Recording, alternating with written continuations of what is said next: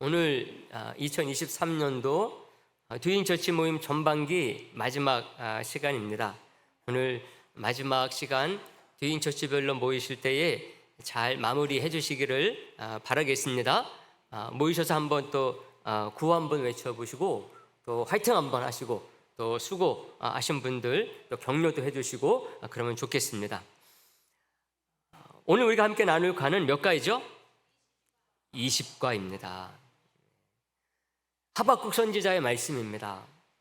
하박국 선지자는 우리가 아는 것이 많지 않은 그런 선지자예요. 자기를 소개하면서 자기가 남북 이스라엘, 북이스라엘과 남유다 중에 어느 나라에서 사역을 한 선지자인지 이거를 알려주지 않습니다. 그리고 어느 왕 때 사역을 한 그런 사람인지도 말을 해주지를 않아요. 근데 하박국서는 3장밖에 되지 않지만은요, 그 내용의 무게만큼은 가볍지 않은 그런 묵직한 성경입니다. 오늘 본문 중에 2장 4절 이 말씀 때문에 더욱더 그래요. 보라, 그의 마음은 교만하여 그 속에서 정직하지 못하나 의인은 그의 믿음으로 말미암아 살리라, 이렇게 나오고 있습니다.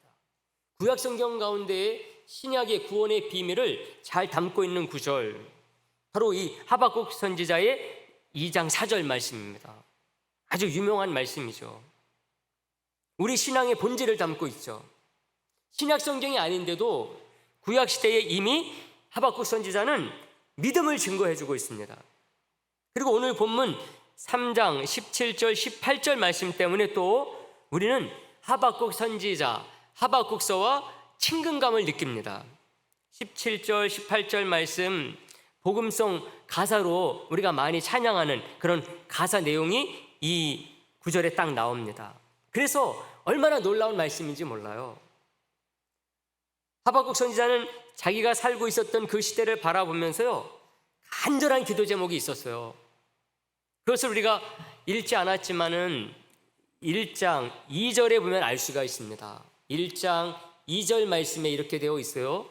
여호와여, 내가 부르짖어도 주께서 듣지 아니하시니 어느 때까지일까? 내가 강포로 말미암아 외쳐도 주께서 구원하지 아니하시나이다, 이렇게 합니다.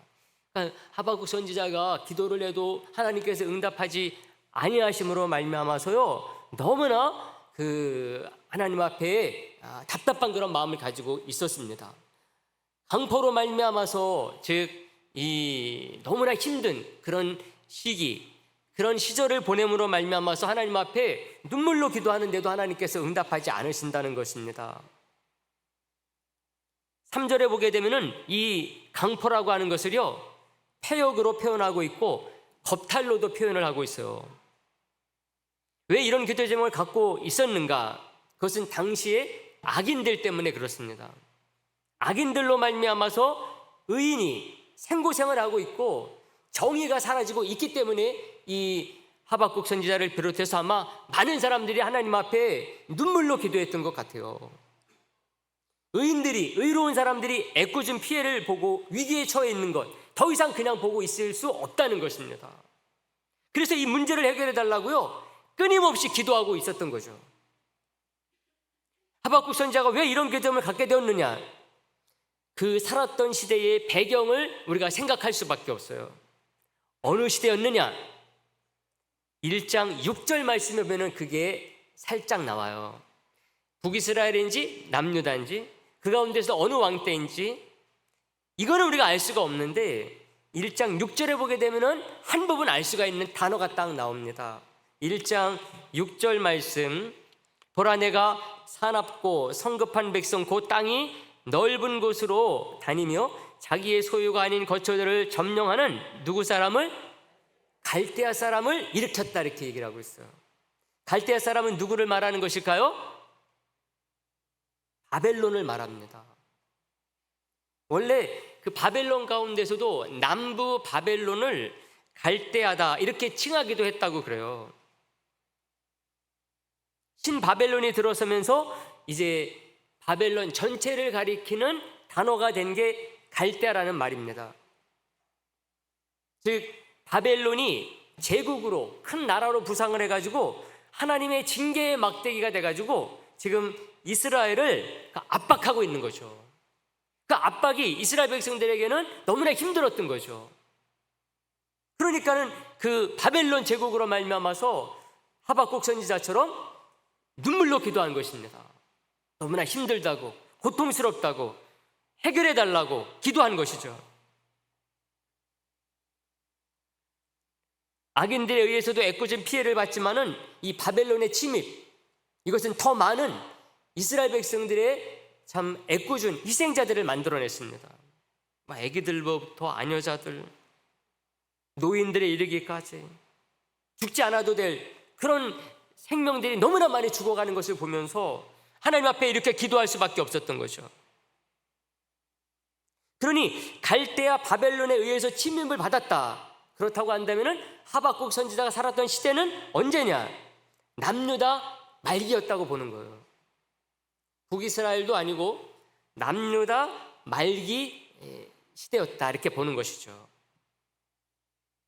그때쯤 해가지고 이 바벨론이 제국으로 부상하기 시작했기 때문에 그렇습니다. 북이스라엘 때는 아수르가 제국으로 세계를 지배했거든요. 근데 북이스라엘은 이미 아수르에서 망해버린 뒤였습니다. 그리고 나서 이제 새롭게 부상하는 게 바벨론이거든요. 그러니까 여기 이 구절에서 바벨론이 나오는 것을 보게 되면은 하박국 선지자가 언제 활동했느냐? 남유다 말기에 활동한 선지자다, 이렇게 추측을 할 수가 있습니다. 이때는 요시아 왕이 다스리다가 갑자기 애굽 바로 느거와 싸우다가요 전쟁터에서 죽어요. 제가 여러 번 말씀을 드렸죠. 요시아 왕이 8살의 왕이 돼가지고 16살 때부터 그 나라를 종교개혁을 일으킨 그런 아주 훌륭한 왕이라고 그랬습니다. 그러나 그 개혁이 성공하지를 못했어요. 결국 하나님께서 이 요시아 왕 39살에 불러가십니다. 열심히 8살의 왕이 돼가지고 39살 때까지 나라를 신앙적으로 개혁하기 위해서 그렇게 열심히 노력을 했는데도 남유다 백성들이 안 받아들여 준 거예요. 그러니까 하나님께서 더 이상 남유다 안 되겠다, 그래서 요시아 왕은 하나님께서 데려가시고 이제 남유다가 망하는 그런 시절로 돌아서게 되는 것입니다. 그 이후의 왕들은 그 나라를 잘 다스리지를 못했어요. 그냥 결국은 남유다가 급격히 쇠퇴하면서 망하게 되는 것입니다. 이때의 우상 숭배뿐만 아니라 부패하고 타락해서 나라가 힘들었어요. 그것을 1장 3절과 4절에서 딱 보여줍니다. 이것을 통해서도 이 시기, 하박국 선지자가 활동한 시기가 이 남유다 말기였다라고 하는 것을 알 수가 있죠. 이 3절 4절에 보게 되면은 죄악이 막 가득하고 폐역과 겁탈과 강포가 가득한 나라였다는 것입니다. 사람들이 살기 힘들었던 거예요. 4절에서도 보게 되면은 율법이 무시됐다, 정의는 찾아볼 수 없다, 악인들이 득세하는 시대였다, 이렇게 딱 말하고 있어요. 그러니 그런 상황들을 직접 목격하면서 하박국 선지자가 그냥 있을 수 없었던 거예요. 근데 그렇다고 어떻게 해볼 만한 힘도 없었던 거예요. 그러니까 하박국 선지자가 기도밖에 나오지 않은 거죠. 근데 하나님은 이 하박국 선지자의 기도에 응답하셨어요. 그 나쁜 왕, 그 밑에서 그 짓을 하는 신하들 처단해 주신다, 그렇게 응답하신 게 아니에요. 바벨론 당장 망하게 해주겠다, 그렇게 응답하지 않으셨어요. 근데 응답을 하셨어요. 1장 2절처럼 하나님 앞에 간절한 마음으로 기도할 때에 정말 나중에 하나님께서 응답하지 아니하시니까는 대들듯이 막 기도하니까 하나님이 딱 응답하셨어요. 그 응답이 뭔가 하면은 이 남유다 이들을 고치기 위해서 바벨론을 준비하고 계시다는 그 말씀이었어요. 한편으로 생각하면은 마음 아픈 거죠. 그렇게 요시아 왕이 이스라엘 남유다를 개혁하기 위해서 노력해도 받아들이지 아니하니 하나님께서 갈대아를 준비하고 있다는 것입니다. 바벨론을 준비하고 계시다는 거예요. 그러니까 하박국 선지자가 그 말을 듣고 더 의문을 갖게 되는 거죠. 그건 응답이 아닌 것 같아요. 하나님, 우리 민족이 더 힘들어진다는 얘기 아닙니까? 더 고통받는다는 얘기 아닙니까? 문제가 있다는 것이죠. 그 사람들이 쳐들어와가지고 이스라엘 백성들을 이제 잡아가거든요. 첫 번째, 두 번째, 세 번째 걸쳐서 바벨론이 쳐들어와가지고 이스라엘 백성들 잡아가요. 죽이고 똑똑한 사람들 잡아갑니다. 하나님이 쓰시는 징계의 막대기죠. 근데 이 사람들이 와서 이스라엘 백성들을 혼내면은 그 가운데서 악한 사람들만 골라가지고 그들을 징계하는 게 아니거든요. 죽는 사람들이 꼭 악한 사람들만 죽는 게 아니거든요. 바벨론 사람들이 겉으로 보면 누가 착한 사람인지, 하나님을 잘 섬기는 사람인지, 하나님을 못 섬기는 사람인지 이거 누가 알아요? 다 닥치는 대로 죽여버리는 거죠. 저항하다 보면 군사들이 나가서 싸워야 되고, 저 가지고 바벨론 군사들이 이스라엘 마을 백성들을 괴롭히게 되면 애꿎은 의인들까지 피해를 보게 되는 것입니다. 그러니 이 하박국 선지자가 더 기도할 수밖에 없었어요.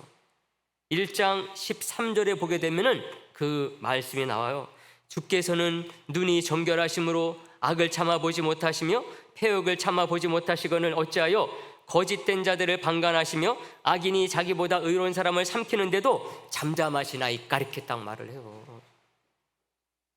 바벨론 그놈들도 똑같이 불신앙의 나쁜 놈들인데 그들이 우리나라 와가지고 의로운 사람까지 죽이는 것 그냥 두고 보이면 되겠느냐, 하나님 앞에 기도하는 것입니다. 이런 하박국 선지자의 기도에 하나님이 응답하신 게 뭐냐? 오늘 본문 2장 4절 말씀이에요. 2장 4절 말씀. 그 응답의 말씀들이 쭉 나오는데 핵심이 그겁니다. 2장 4절. 오직 의인은 믿음만으로도 살게 해주시겠다라고 하는 것입니다. 예수 그리스도로 말미암아 저와 여러분들이 무엇으로 구원받습니까? 믿음으로 구원받잖아요. 하나님께서 하박국 선지자에게 그 시대의 배경 속에서 응답하신 것이 이것입니다. 바벨론 쳐들어와서 내가 이스라엘 백성들 심판을 하는데 그런 가운데서도 하나님께서 의로운 사람들 믿음만으로도 살게 해주시겠다, 이렇게 응답하신 것입니다.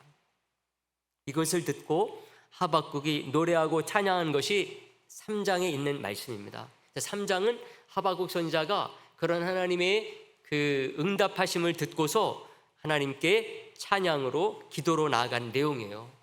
그래서 3장 1절에 보게 되면은 시기온옷에 맞춘 선지자 하박국의 기도다, 이렇게 말하고 있어요. 그리고 3장 2절에서는 이렇게까지 고백을 해요. 여호와여, 내가 주께 대한 소문을 듣고 놀랐나이다. 여호와여, 주는 주의 일을 그의 수년 내에 부응하게 하옵소서. 이 수년 내에 나타내시옵소서. 진노 중에라도 긍휼을 잊지 마옵소서, 이렇게 말합니다. 하나님, 남유다가 하나님 앞에 너무나도 불신앙했고 타락하고 부패해서 이렇게 하나님의 막대기, 하나님의 그 징계의 막대로 우리가 맞을 수밖에 없지만은 그런 가운데서도 하나님 은혜를, 긍휼을 베풀어 달라는 것입니다. 하나님께서 말씀하신 대로 의인은 그냥 거기서 죽도록 내버려 두지 아니하고 믿음만으로도 살게 해주시겠다고 하는 그 뜻을 하나님께서 이루어 주옵소서, 이렇게 말하는 것입니다. 이것을 보게 되면은 의인이 믿음으로 산다는 것, 이 은혜가 얼마나 놀라운 축복이냐, 이것을 잘 보여주는 말씀인 것입니다.